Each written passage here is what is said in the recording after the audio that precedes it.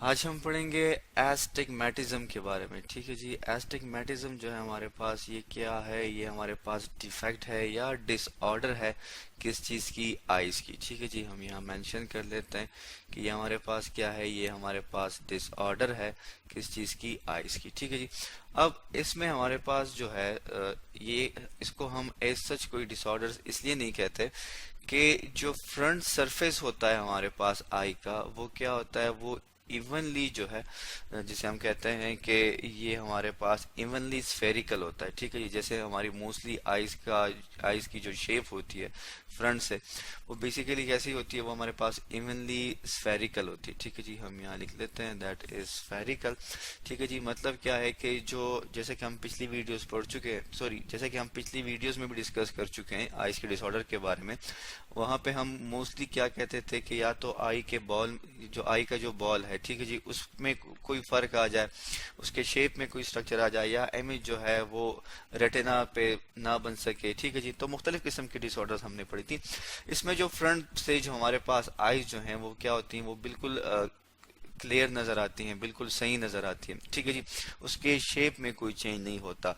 लेकिन अब ये है कि जो हमारे पास अगर हम बात करें कि फिर ये हमें दिखती कैसे, मतलब पता कैसे चलता है, तो हम ये कहते हैं कि बेसिकली जो हमारे पास इसमें आई होती है वो हेल्दी ही दिखती है। ठीक है, जिसमें कोई बीमारी हमें नजर नहीं आती। लेकिन जो हमारे पास कॉर्नियल सरफेस होता है, ठीक है जी, क्या होता है हमारे पास कॉर्नियल सरफेस होता है, उसमें कुछ हमारे पास क्या होती है, डिस्क्रिपेंसी होती है किस चीज में, उसके कर्वेचर में। ठीक है जी, जो कॉर्नियल सरफेस है उसकी उसमें क्या होती है, उसमें डिस्क्रिपेंसीज होती हैं उसके कर्वेचर में, कि जो आई का स्ट्रक्चर है या जो जिसको हम कॉर्निया कहते हैं, वो डिस्टर्ब जो है, उसकी जो कर्वेचर है, उसकी जो गोलाई है, वो सही नहीं होती। आप इस डायग्राम में भी देख सकते हैं कि अगर हम इस डायग्राम को गौर से देखें तो ये हमारे पास क्या है, ये जी हमारे पास नॉर्मल आई है। ठीक है जी, हम यहाँ लिख लेते हैं दैट इज नॉर्मल।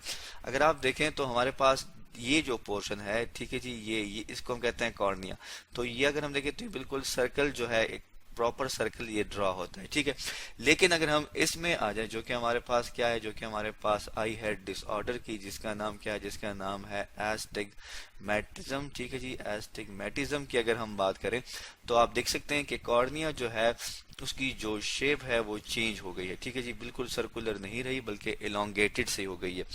अब इसमें फिर जो पेशेंट होता है उसको हम ये कहते, उसके बारे में हम ये कहते हैं कि उसको हॉरिजेंटल लाइंस जो हैं, ठीक है जी, हॉरिजेंटल लाइन जो है वो क्लियरली दिखाई देती हैं। ठीक है जी, हम यहाँ पे मेंशन कर लेते हैं कि जो हमारे पास हॉरिजेंटल लाइंस जो होती हैं वो क्लियर दिखाई देती हैं। ठीक है जी, हम यहाँ लिख लेते हैं हॉरिजेंटल लाइन क्या होती है, हमें क्लियर दिखाई देती हैं। ठीक है जी, और जो वर्टिकल लाइंस होती हैं, ठीक है जी, जो हमारे पास क्या होती हैं, वर्टिकल लाइंस होती हैं, वो उसको क्लियर नहीं होती। ठीक है जी, तो वर्टिकल लाइन क्या होगी, नॉट क्लियर। ठीक है, दैट इज नॉट क्लियर।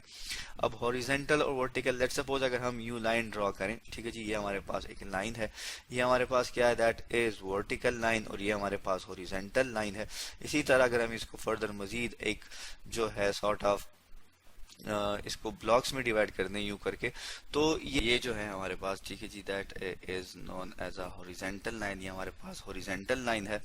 और ये जो है हमारे पास दैट इज वर्टिकल लाइन, या वर्टिकल इमेज भी आप इसे कह सकते हैं इन दोनों को। सो इस तरह का जो इमेज होगा जो कि हॉरिजेंटल लाइंस के इस प्रोपोर्शन में होगा, वो उसको क्लियर नजर आता है। ठीक है जी, और वर्टिकल जो है वो उसको क्लियर नजर नहीं आता। अब इसकी वजह क्या है, ये हम एक डायग्राम से समझ लेते हैं। ठीक है जी, अब ये जी हमारे पास एक डायग्राम आ गई, और हम इस डायग्राम से देखते हैं कि क्यों इस पेशेंट को जो है, जिसे हम कहते हैं दैट इज एस्टिग्मेटिक या एस्टिग्मेटिज्म, उसको क्यों दिखाई नहीं देता। तो ये जी हमारे पास एक नॉर्मल आई है, आप देख सकते हैं जब इसमें लाइट इंटर होती है तो जो इमेज जो है वो अपने पॉइंट ऑफ फोकस पे ही बन रहा है, जो कि हमारे पास क्या है, जो कि हमारे पास रेटिना है।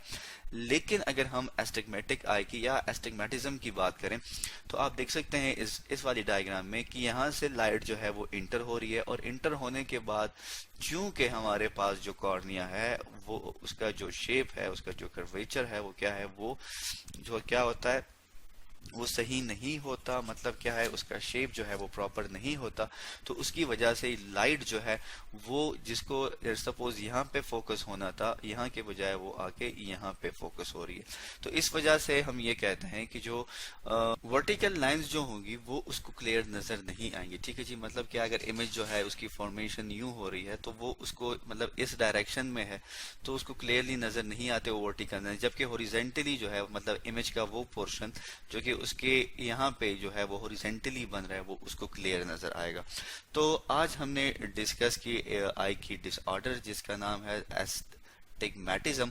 और इसमें हमने क्या कहा, इसमें हमने डिस्कस किया कि ये हमारे पास किस तरह की बीमारी है कि जब हमारे पास जो कॉर्निया है उसका कर्वेचर जो है वो डिस्टर्ब हो जाए, और इस कंडीशन को हम क्या कहते हैं, एस्टिग्मेटिज्म कहते हैं। तो आज हमने पढ़ा एस्टिग्मेटिज्म के बारे में।